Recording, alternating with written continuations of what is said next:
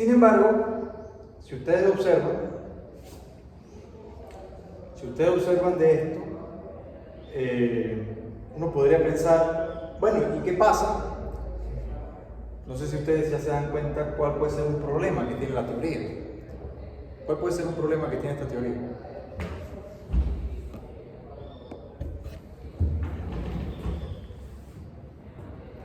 ¿Cuál puede ser un problema muy evidente? Precio de cada uno.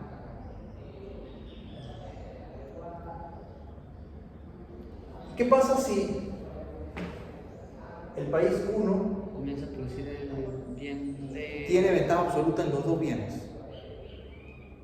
Digamos, esa es la problemática. ¿Será que aún así es beneficioso que el país 1 y el país 2 intercambien productos? Es decir, hagan comercio internacional. No, si el bien uno tiene digamos, comparativas y puede tener misma hora de... Pero entre ellos no tendría sentido comercio. Si tiene... Bueno, la cuestión es que esta problemática o esta pregunta se la hizo fundamentalmente David Ricardo. Y David Ricardo, entonces, amplía el análisis de las ventajas absolutas, no, repito, para contradecir la teoría de ventajas absolutas, Una pregunta. sino para complementar o ampliar o mejorar la teoría. No recuerda que es una ventaja absoluta. O sea, están las competitivas y las comparativas, pero las absolutas son Lo que acabo de definir. lo de tiempo de trabajo. Ventaja absoluta es cuando un bien es totalmente más económico, su tiempo de producción en un país que en otro. Esa es ventaja absoluta. Digámoslo así, el país 1 tiene ventaja absoluta en el bien ajeno. El país 2 tiene ventaja absoluta en el bien. Sin embargo, yo les estoy diciendo a ustedes, les estoy cambiando el análisis. ¿Y qué pasa si el país 1 tiene también ventaja absoluta en el bien B? Dicho de otra manera, vamos a ver entonces el ejemplo que analizó David Ricardo. Vamos a ver el análisis que hizo Ricardo. El análisis que hizo Ricardo fue el siguiente. Y yo aquí le voy a dar el mismo uso, o sea, voy a usar los mismos elementos para el ejemplo que utilizó David Ricardo. David Ricardo, que era un economista británico, pero él era de origen portugués, ¿verdad? Él era de origen portugués. Él, al país 1 y al país 2 le dio nombres, ¿verdad? Y al bien A y al bien B también le dio nombres. Entonces, él agarró y dijo, bueno, ¿qué pasa en el comercio entre Inglaterra, que era el país donde vivía, y Portugal, que era el país donde era su familia? ¿Qué pasa en el comercio entre Inglaterra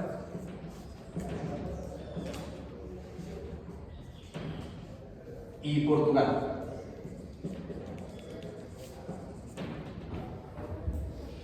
Entonces, él consideró dos bienes, ¿ok?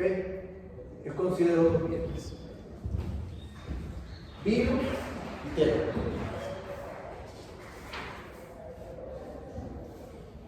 Creo que el vino en Inglaterra, ¿no? Ah, bueno, vamos a hacerlo al revés. Vamos a hacerlo al revés para seguir tal como está en el libro. ¿Vale? Por lo arriba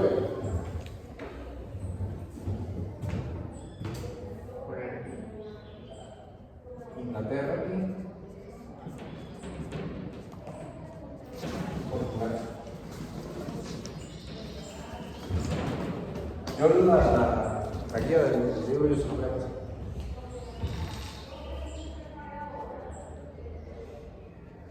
Y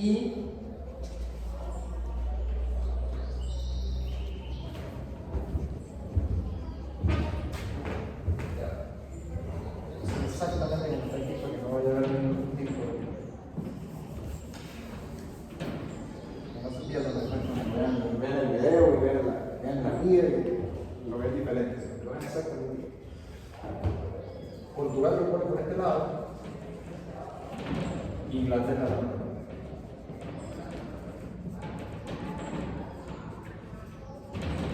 Okay. Y entonces, el vino y la tela,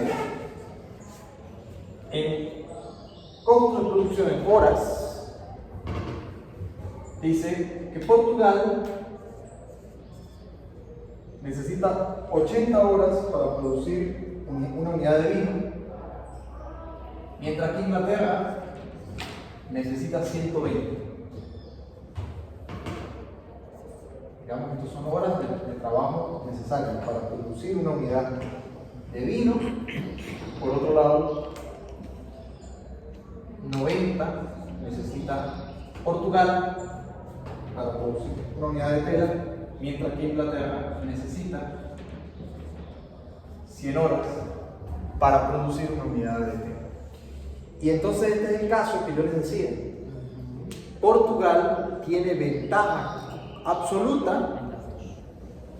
Portugal tiene ventaja absoluta en los dos bienes. La respuesta te queda clara de lo que es una ventaja absoluta. Sin embargo, Adam Smith decía que el país o los países deben intercambiar aquello donde tienen ventaja absoluta. Ahora, digamos, ¿cómo nos queda entonces en este caso? Siendo que Portugal tiene ventaja absoluta, ¿será que no les conviene a ellos hacer intercambio, hacer negocio?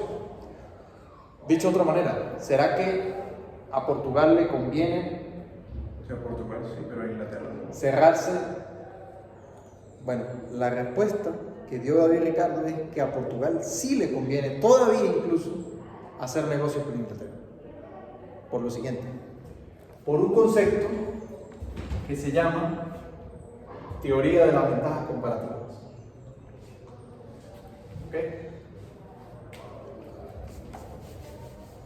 Teoría. Vamos a verlo por aquí abajo.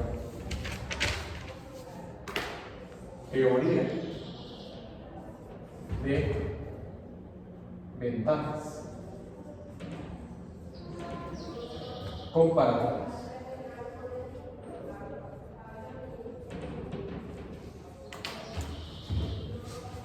De David Ricardo.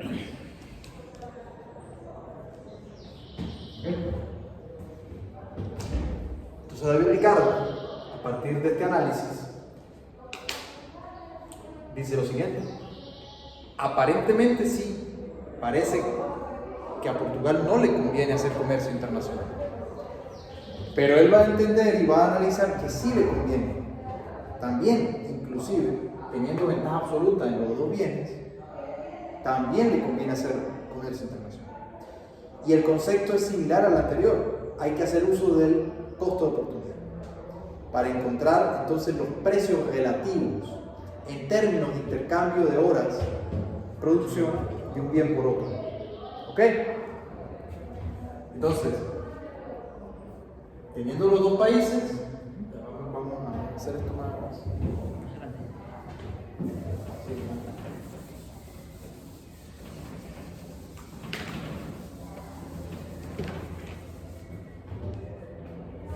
Nosotros vamos a analizar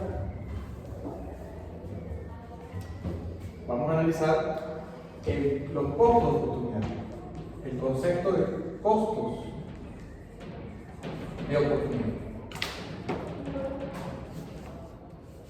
que dan lugar a una razón de precio relativo.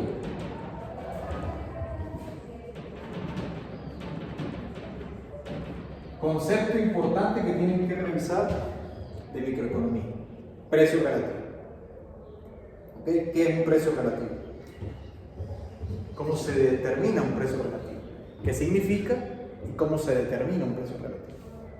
Si yo les pregunto a ustedes qué es o qué son los precios relativos, ¿cuál sería la respuesta? Un precio que le da cada persona. ¿Ah? El precio que le da cada persona dependiendo del consumo que lleve. No. O sea, no sería como... No, esa es la valoración o propiamente la utilidad marginal. No sería el precio que tendría dependiendo de las ventajas comparativas. No. Cuando usted intercambia una cosa por otra, no necesariamente tienen que haber ventajas comparativas para que haya un precio relativo. El precio relativo es un concepto anterior a la ventaja comparativa. Ojo con eso. Entonces, El precio relativo es un concepto anterior a las ventajas comparativas. entonces, Es basado en el concepto de precio relativo que da lugar a un concepto económico fundamental como es el costo de oportunidad, que se elabora la teoría de las ventajas comparativas. O sea, el orden es al revés. El precio relativo es algo anterior. Cuando usted intercambia, en el ejemplo de preescolar básico, cuando usted intercambia peras por manzanas, ¿qué es eso? ¿Ah? Un trueque. ¿Y qué da lugar a ese intercambio? ¿A qué da lugar? como un error de valoración, ¿no? Porque puede ser para uno más valioso la pera que para el otro. No. No necesariamente tiene que haber error de valoración. O sea, Porque si hay error de valoración, no, es decir, la presencia de un error de valoración no exime el intercambio. Dicho de otra manera, lógicamente, estos términos lógicos.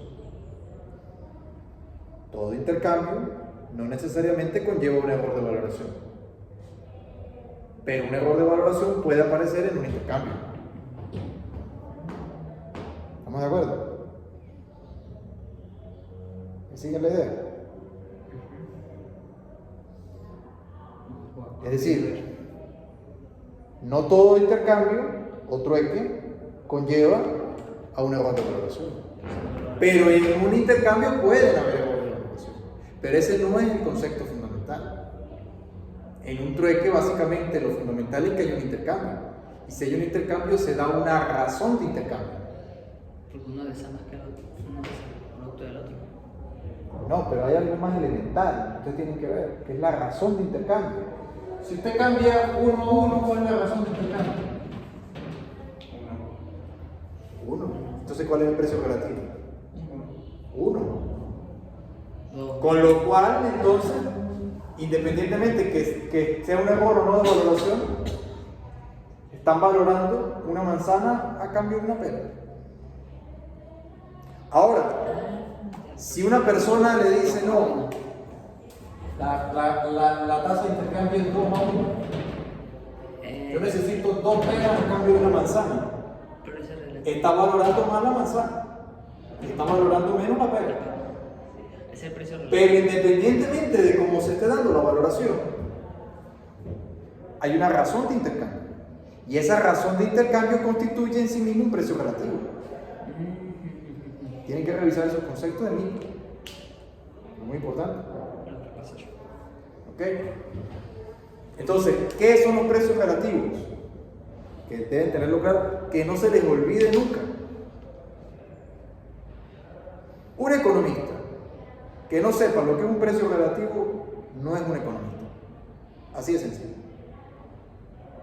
Porque eso es algo elemental. El precio que tiene un producto. Que es diferente y distinto al nivel de precios en macroeconomía.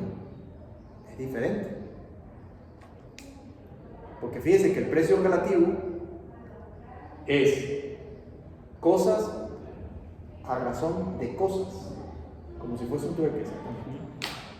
O sea, yo le estoy diciendo ¿Qué valorización la tasa de tiene? intercambio. ¿Cuál valor? En una economía, ¿cuántos precios relativos hay? Demasiado por eso valora un producto más que el otro. Muchísimos precios relativos. Básicamente, fíjense que yo les dije a ustedes en la primera clase, si mal no recuerdo, que en esta materia, la primera parte, íbamos a dejar de lado el análisis monetario. El dinero lo íbamos a dejar por fuera.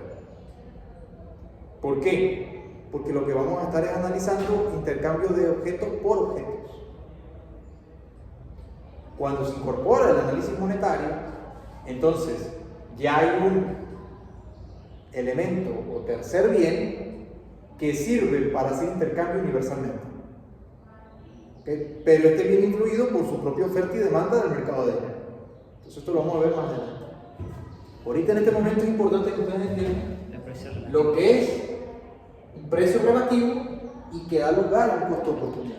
O sea, ¿en cuánto tengo que dejar de producir? Porque como estamos hablando de producción, ¿cuánto tengo que dejar de producir de un bien para poder producir del otro? O sea, en la frontera de posibilidad de producción hay que tomar decisiones. Imagínense que es una empresa. Una empresa muy simple, una panadería. Y la panadería produce pan de sal y pan dulce. Pues tiene que tomar decisiones. Porque tiene una cantidad finita de trigo, tiene una cantidad finita de insumos, tiene una cantidad finita de trabajo, tiene una cantidad finita de recursos. Con lo cual tiene que decidir cuánto produce de pan de sal, pan francés, pan baguette, pan isleño, etcétera, etcétera. ¿Cuánto produce de pan dulce? Pan piñita, pan de leche, pan de avena. Para ustedes contar. ¿Explico? Al final una panadería tiene que tomar decisiones en función. Los recursos que destina a producir más pan de sal, deja de producir pan de leche, pan de azúcar, pan de dulce. ¿Estamos de acuerdo en eso? Ese es el costo de oportunidad. Es a lo que renuncia. Luego, por tanto, cuando tú valoras o intercambias las horas, eso te da un precio relativo. ¿Ok? En este caso, entonces, ¿cómo vamos a calcular los precios relativos? Al igual como lo acabamos de hacer ahorita con la ventaja absoluta. Lo que pasa es que allá con la ventaja absoluta eran números más sencillos. Pero aquí lo vamos a hacer exactamente igual. Si yo quiero conocer el costo de oportunidad del vino en términos de tela de Portugal, dividimos 80 entre 90. ¿Ok? Pero eso es lo que vamos a hacer.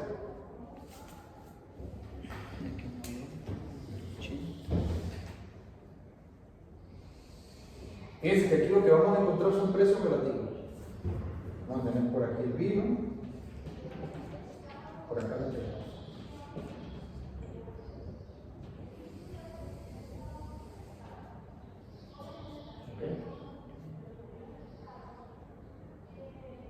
Estoy bien.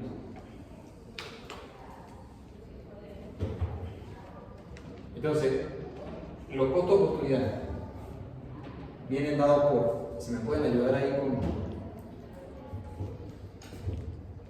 80 entre 90, 0,88. 89, ¿verdad? Sí. Punto 89. Ajá. Aproximadamente. Luego, 90 entre 80 da 1,3 aproximadamente. 1,125. ¿Ok? Por una coma aquí.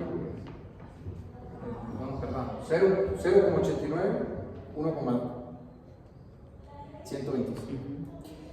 Hacemos lo mismo para Inglaterra. 1,2 ahí.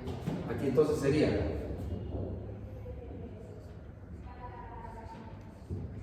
1,2, o sea, 1,20. Y abajo 0,83. Y abajo entonces sería 0,83. Ah, aquí cambian las cosas. Fíjense ustedes, qué interesante. Interesante el análisis de David Ricardo. Y de allí la fuerza de la teoría de las ventajas comparativas, que sigue siendo una teoría que explica el comercio internacional a día de hoy. Muy importante. Sí, se ha ido mejorando y sofisticando, pero la idea es esta. La base sigue siendo la misma. Sí, la base es la misma. Entonces, en este caso, ¿qué es lo que estamos diciendo? Que es mejor que... Así como yo hago el ejemplo de la panadería, ahora nos vamos a ampliar ese análisis para toda una economía, para todo un país. Entonces, Portugal tiene que renunciar por una unidad por una unidad de vino, tiene que renunciar a 0,89 de tela. Si va a producir una unidad de tela, entonces tiene que renunciar a 1,125 de vino. En el caso de Inglaterra, para producir una unidad de vino, debe renunciar a 1,20 de tela. Pero si va a producir uno de tela, tan solo renunciará a 0,83 de vino. O sea que comparativamente la tela es más barata en Inglaterra. Y el vino es más barato en Portugal. Luego entonces, Portugal tiene ventaja comparativa, no absoluta, comparativa en la producción de vino, y entonces Inglaterra tiene ventaja comparativa en la producción de tela.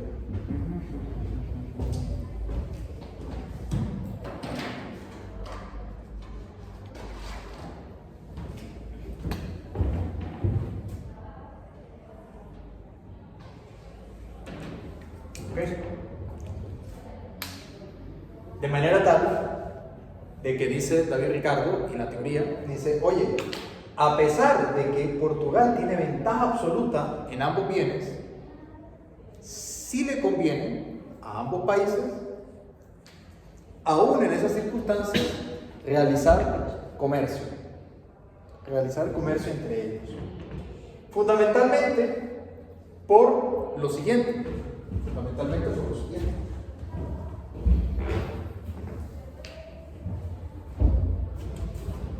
Si nosotros traemos el análisis para la frontera de posibilidades de producción,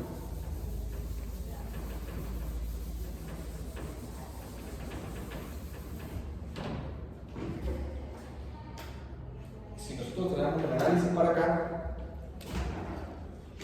¿qué es lo que nosotros vamos a tener? Ya no solamente una frontera de posibilidades de producción, sino que vamos a tener dos. Una para Inglaterra, una para Portugal. Entonces, vamos a tener con costos constantes lo siguiente.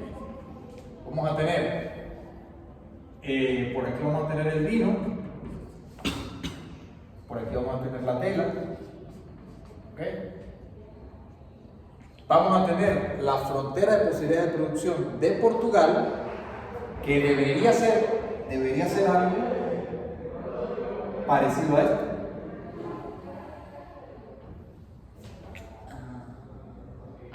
Mientras que la de Inglaterra debería ser algo parecido a esto.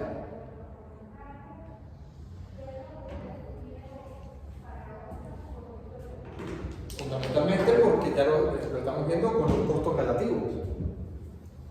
Cuando nosotros analizamos el costo de oportunidad que da lugar a los precios relativos, nosotros vemos que cada vez que Inglaterra toma la decisión de producir una unidad más de tela, tiene que renunciar a menos unidades de vino de lo que hace Portugal. No nos perdamos. La negra es Portugal. La roja es Inglaterra.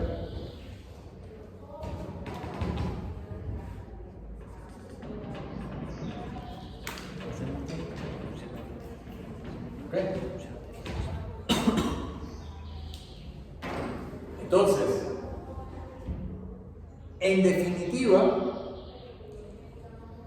si cada uno de ellos se dedica internamente a producir los bienes, vamos a suponer arbitrariamente que este país se ubica por aquí, obteniendo esta cantidad de tela y esta cantidad de vino, y al mismo tiempo Inglaterra, vamos a suponer, se ubica por acá.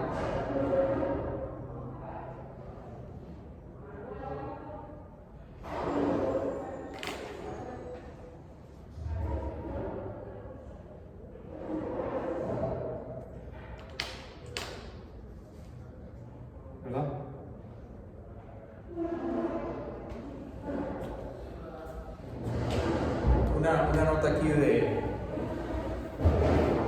digamos, una sugerencia. En esta materia específicamente yo recomiendo que trabajen con colores. Recomiendo que trabajen con colores. Porque como estamos llevando en cuenta análisis para distintos países, nos podemos confundir, ¿ok? Nos podemos confundir. Fíjense que yo aquí estoy montando, vamos a decirlo así, una frontera de producción de un país y la otra, en un mismo análisis. ¿Por qué? Porque esta sería la situación en algo que nosotros llamamos autarquía. O sea, una situación donde no hay comercio internacional. Fundamentalmente aquella situación en la que Inglaterra está solamente produciendo vino y tela y por otro lado Portugal está sola internamente produciendo vino y tela. Si ocurre comercio internacional,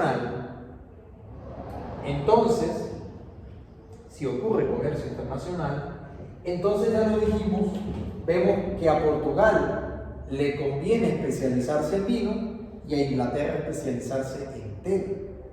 Lo que implicaría que Inglaterra, en vez de estar produciendo en este punto, se trasladaría a producir en este punto. Bueno, vamos a ponerlo otro color.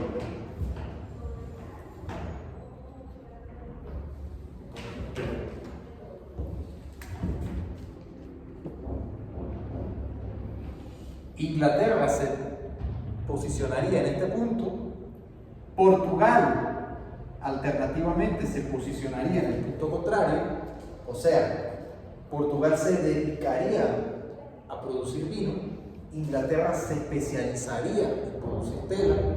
Dicho de otra manera, Inglaterra se olvida de producir vino y Portugal se olvida de producir tela. Entonces, ¿qué ocurre?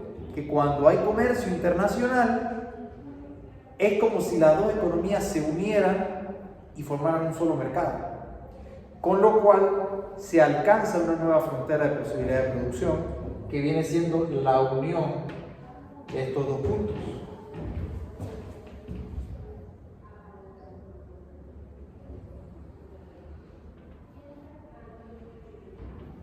¿Estamos de acuerdo?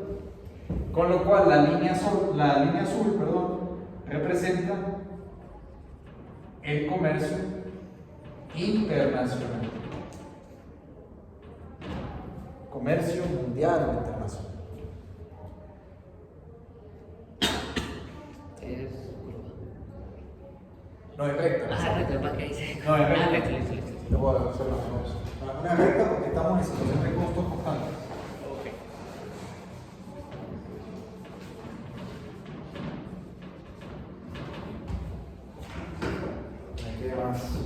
Mejor la recta. Es una recta. Lo que pasa es que tratando aquí de que me quede lo más. Vamos a hacer así.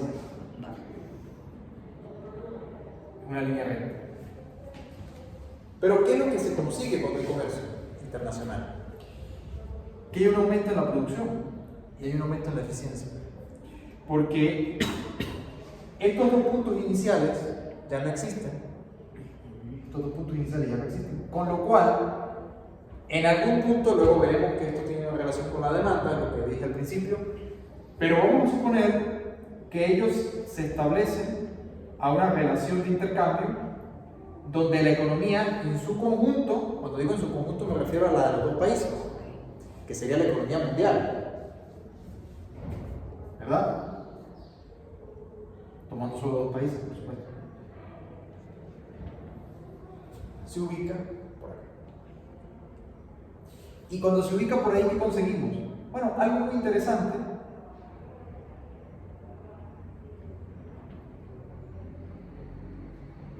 Ustedes si quieren lo hacen más grande ahí en su cuaderno. Pero fundamentalmente, fíjense que conseguimos una mayor cantidad de producción de tela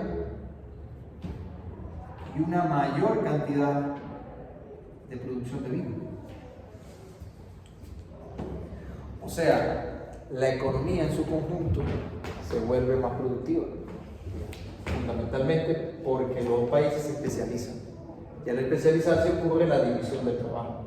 Y esa división del trabajo da lugar a un aumento en la capacidad y luego entonces simplemente lo que requieren del bien que no producen lo importan del otro país. Y ocurre el intercambio. Te puedo tomar una foto porque me quedó bien feo, ¿no? Sí, tómale la fotografía. Gracias. Igual debió haberlo hecho más grande el gráfico. Para las próximas clases voy a tener cuidado de hacer los gráficos más grandes. Porque aquí en los gráficos estamos llevando en cuenta muchas cosas. Esta materia tiene esa particularidad. Los gráficos llevan en cuenta los dos países, entonces hay mucha de la información que está ahí combinada, porque ya en microeconomía siempre tenemos gráficos de una empresa, de un consumidor, de un país, en última instancia. En economía internacional tenemos dos países, como mínimo, para poder analizar el comercio entre ellos. Entonces, vamos a tener unos gráficos un poquito más, vamos a decirlo así, más cargados de información. Preguntas, dudas. El último punto es como el óptimo. Yo estoy asumiendo que en este punto, digamos, a ver, recuerden que ellos están produciendo aquí. Que sería como un equilibrio de Pareto, ¿no? Recuerda que ellos están produciendo aquí. Inglaterra produce aquí, Portugal produce aquí. Pero Inglaterra también consume vino, Portugal también consume tela. Lo que no tiene, ahora lo importa del otro país. Y viceversa. Yo lo que estoy diciendo es que este es el punto de comercio. Estos son los puntos de producción.